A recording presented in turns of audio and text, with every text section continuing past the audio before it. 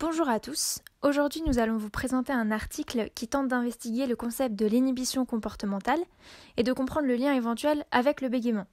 C'est un article qui reprend les travaux de Kagan et collaborateurs, qui sont les premiers à avoir développé le concept d'inhibition comportementale. Cette recherche suit celle de Choi et collaborateurs en 2013, qui ont investigué le lien entre inhibition comportementale et bégaiement en utilisant des mesures directes. Ici, les auteurs reproduisent le même type d'étude avec une méthode indirecte et un échantillon plus large. Donc voici les généralités concernant l'étude. Concernant d'abord la définition de l'inhibition comportementale. Elle fait en fait référence à la tendance à traiter et à réagir à des stimuli non familiers, nouveaux, que ce soit des personnes, des objets ou des situations sociales, par des signes comportementaux de prudence, de peur, de retenue. On comprend en fait que les enfants ayant un taux d'inhibition comportementale élevé seraient plus propices à l'hypervigilance, la timidité, le retrait dans les conversations sociales. Concernant l'échelle SBIS, c'est donc une échelle spécifiquement construite pour mesurer le niveau d'inhibition comportementale chez les enfants d'âge préscolaire. Elle est complétée par les parents en présence d'une logopède et on obtient une note entre 5 et 25, un score élevé d'inhibition comportementale correspondant à un score faible à l'échelle. L'échelle est constituée de 5 items seulement. Elle a fait l'objet de nombreuses analyses afin de vérifier sa fiabilité et sa cohérence interne dans l'étude, et elle a obtenu des propriétés psychométriques satisfaisantes avec une consistance interne de 0,80, ce qui est au-dessus de la norme de 0,70. Donc qu'est-ce que nous savons à l'heure actuelle ? Il paraît assez clair que l'inhibition comportementale et l'anxiété partagent des traits en commun, d'ordre comportementaux notamment. Ensuite, il existe une littérature croissante suggérant que les enfants plus âgés, les adolescents et les adultes qui bégaient présenteraient un risque plus élevé de troubles d'anxiété que les individus qui ne bégaient pas.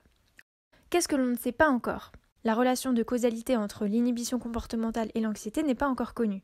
Ensuite, très peu d'études se sont intéressées au rôle entre l'inhibition comportementale et le bégaiement. Donc qu'est-ce que nous apporte cette étude ? 3 choses. Une meilleure définition du rôle de l'inhibition comportementale.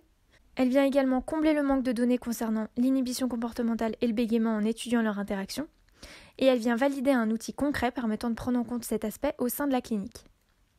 Donc voici les 4 hypothèses émises par les chercheurs. Je vous propose de mettre la vidéo sur pause pour avoir le temps de les lire et de bien les comprendre. Et voici la population qui a été utilisée pour cette étude. Donc voici les variables mesurées dans l'étude. Il y en a 3 principales. Elles sont mesurées sur l'ensemble de la population. Donc il y a l'inhibition au moyen de l'échelle SBIS, la fréquence du bégaiement avec une cotation basée sur la fiche de comptage des disfluences de Vanderbilt et la sévérité du bégaiement. Les attitudes conversationnelles ont été mesurées sur les 95 participants via la KidiCat et les conséquences liées au bégaiement sur 45 participants via la TOCS. Au niveau des résultats des tests de langage et de fluence, globalement, toutes les variables qui ont été récoltées montrent une différence significative entre les 2 groupes d'enfants, donc ceux qui bégayent et ceux qui ne bégayent pas. Sauf pour le score en articulation, donc là le résultat n'est pas significatif. Les résultats que les auteurs ont obtenus, ils vont soutenir cette hypothèse. Donc premièrement, les scores obtenus à l'échelle SBIS vont différer significativement d'un groupe à l'autre. Et donc ça signifie que les enfants qui bégayent ont un niveau d'inhibition comportementale plus élevé que les enfants qui ne bégayent pas. Donc attention par contre, une corrélation, ça ne veut pas dire qu'il y a une causalité. Mais effectivement, les auteurs ont trouvé que plus d'enfants qui bégayent avaient des niveaux supérieurs d'inhibition comportementale en comparaison aux enfants qui ne bégayent pas. Donc l'hypothèse 2, les auteurs ont utilisé 2 modèles linéaires généralisés pour lesquels la fréquence du bégaiement et le score au SSI3, donc qui indique la sévérité du bégaiement, sont des variables analysées en fonction du score SBIS. Les auteurs ont voulu observer la relation qu'il y avait entre ces 3 variables. Donc le score SBIS des enfants qui bégayent est significativement lié à la fréquence et à la gravité du bégaiement. Donc les enfants qui bégayent et qui ont un niveau d'inhibition comportementale élevé présenteraient un bégaiement plus sévère et plus fréquent en comparaison aux enfants chez qui le niveau d'inhibition comportementale était plus faible. Donc au niveau de l'hypothèse 3, les auteurs ont remarqué que l'âge chronologique avait une incidence chez les enfants en bas âge sur les résultats obtenus au KidiCat, donc qui mesure les attitudes conversationnelles. Les enfants trop jeunes n'auraient en fait pas suffisamment conscience de leur bégaiement que pour que cela impacte leur attitude conversationnelle. Et donc ils deviennent plus sensibles à leur bégaiement quand ils atteignent l'âge de 4 ou 5 ans. Et cette idée a été l'hypothèse post-hoc que les chercheurs ont posée après l'étude, et donc ils ont dû réaliser de nouvelles analyses. Et suite à ces analyses, les résultats ont indiqué que le SBIS est un prédicteur des scores du KidiCat pour les enfants âgés de 4 à 6 ans, mais pas pour les enfants de 3 ans. Hypothèse 4. Les auteurs obtiennent des résultats qui soutiennent l'hypothèse, donc la SBIS est bel et bien un prédicteur significatif du score de l'échelle TOCS. En d'autres termes, on observe effectivement une relation entre l'inhibition comportementale chez les enfants qui bégayent et les conséquences liées au bégaiement. En fait, les enfants qui bégayent et qui présentent un niveau élevé d'inhibition comportementale ont obtenu un score plus élevé à l'échelle TOCS. Ils sont donc plus sujets aux conséquences du bégaiement en comparaison aux enfants chez qui le niveau d'inhibition comportementale était plus faible. Les 4 hypothèses des chercheurs ont été plus ou moins prouvées, à l'exception de l'hypothèse 3 qui n'était que partiellement. Donc une relation semble bien exister entre l'inhibition comportementale et le bégaiement. Cependant, les résultats ne nous indiquent ni le lien de directionnalité, ni le lien de causalité de la corrélation. Donc en effet, ce lien entre l'inhibition comportementale et le bégaiement pourrait très bien être dû à une troisième variable qu'on n'a pas encore identifiée, ce qui pourrait être l'objet de prochaines recherches. Mais à ce stade, on peut seulement conclure que certains enfants qui bégayent sembleraient effectivement avoir un niveau d'inhibition comportementale bien plus élevé. Alors, comme Élise vient de le dire, corrélation n'est pas causalité. Je ne vais donc pas revenir sur ce point. Concernant la méthodologie de l'étude, nous avons rencontré quelques difficultés à comprendre ce que les auteurs avaient considéré comme étant des syllabes bégayées. C'est un problème qui semble être courant dans les recherches faites dans le domaine. De plus, les échelles parentales sont souvent critiquées car elles ne reflètent pas exactement la réalité du bégaiement de l'enfant. Cela représente donc évidemment une limite inhérente à l'outil. Pour finir, nous avons trouvé cet article très chargé. Ici, nous avions 2 études, 4 hypothèses dans 18 pages d'articles.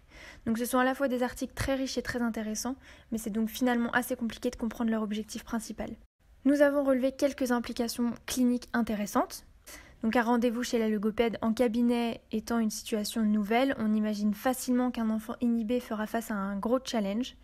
Donc l'échelle SBIS remplie par les parents donnerait une bonne information à la logopède pour pouvoir anticiper les éventuels comportements de l'enfant et surtout lui permettre de se sentir à l'aise, d'avoir un temps suffisant pour s'habituer, etc. Cependant, les chercheurs partent ici du principe que mettre en confiance un enfant inhibé permettrait, en augmentant la fréquence de ses productions, d'augmenter également la probabilité d'obtenir des épisodes de bégaiement.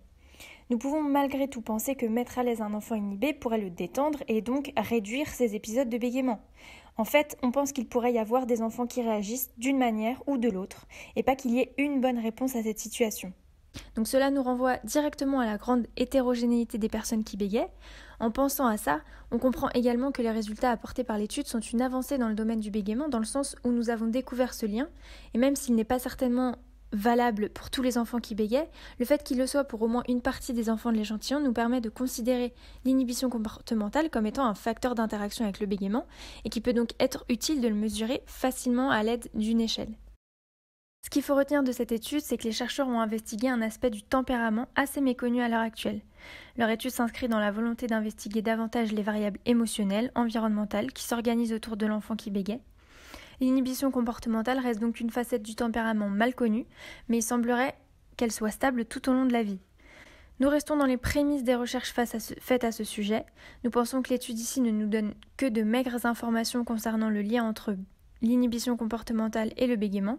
En effet, on y trouve certaines corrélations, mais de nombreuses études doivent être réalisées pour mieux comprendre l'origine de la relation.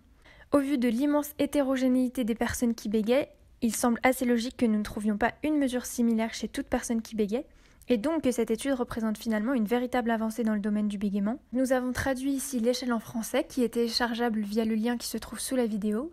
Voilà, notre présentation est terminée. Nous espérons vous avoir donné envie de suivre la recherche à ce propos. Merci pour votre écoute.